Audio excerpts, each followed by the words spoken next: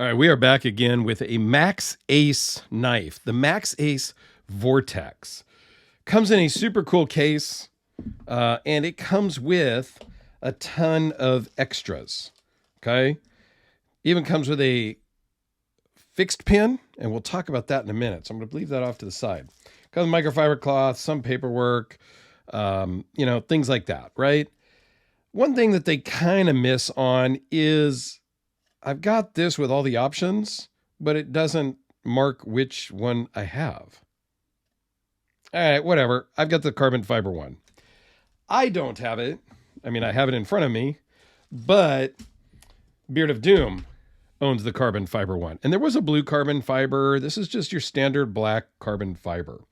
This is a crazy overbuilt knife that I want to love. However, it's got a problem.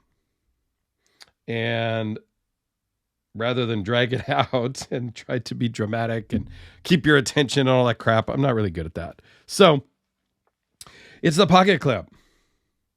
Zoom in here. The ramp is almost non-existent. There's a tiny bit of a ramp you can see, but it's really hard to get into the pocket. And then the ramp coming out of the pocket is equally hard to get out of the pocket. This thing sucks in the pocket. Don't know what to tell you. Maybe Beard of Doom has a different opinion. And if so, I'm sure he will chime in. But it sucks in the pocket out of the box. That can be fixed. You got just two mounting hole screws here. You could take this off and you could sand that down yourself. Get some sandpaper. Start out with some 320 grit and work your way up, smooth it out so that it works in your pocket. You could do that. Some trial and error, bolt it on, try it in your pocket, take it out. Sure.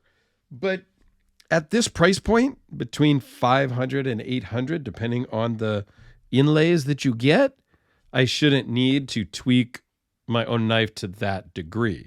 If it was a steel pocket clip, and you just needed to bend it out, or just a bent titanium clip and you just needed to kind of tweak it a little bit, sure, that's one thing. I get it. That's all personal preference.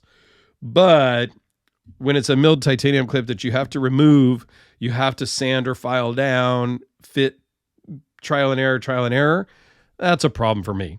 Here's a link of me putting it in and out of my pocket so you can see what I'm talking about.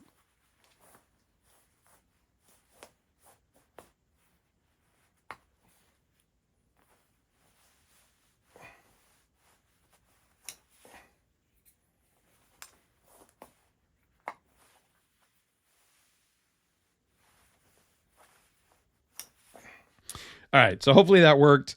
Other than the pocket clip, I love this knife. Just get that out of the way right now.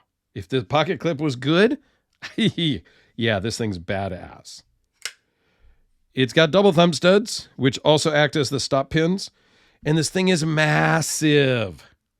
Massive. Runs on bearings. They call it multi-row bearings. However, in the package of spare parts, they give you bearing cages, and that does not look like multi-row to me.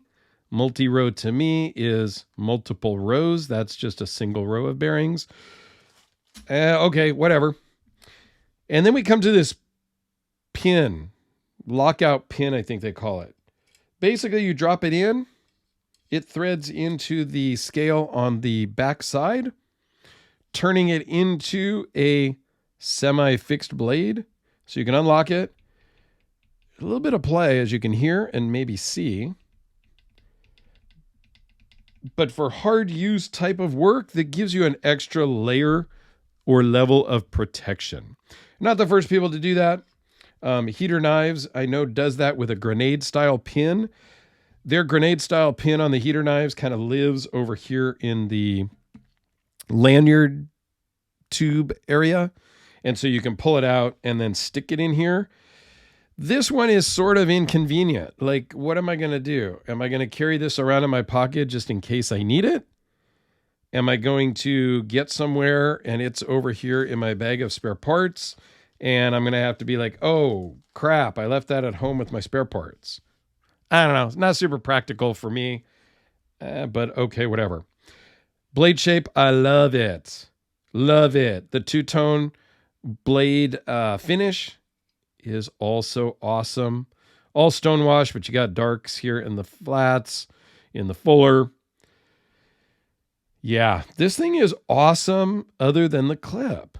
If you're into big overbuilt knives, which I am, but I am not as much into them now as I was in the past. We'll talk about the specs here in just a second. But overall, this thing is big, massive, and super cool. All right, so the specs really quick. It is 6 3/4 closed, and it is 12 inches overall. Yeah, it's a big mamma jamma.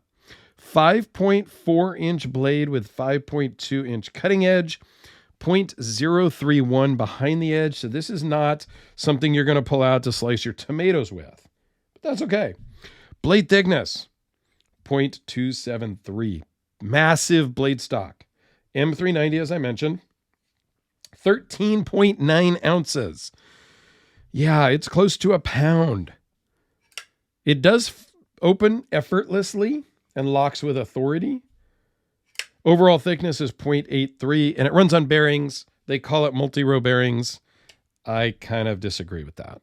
You can reverse flip it, but you want to give it a little bit of rest. You know, it is what it is.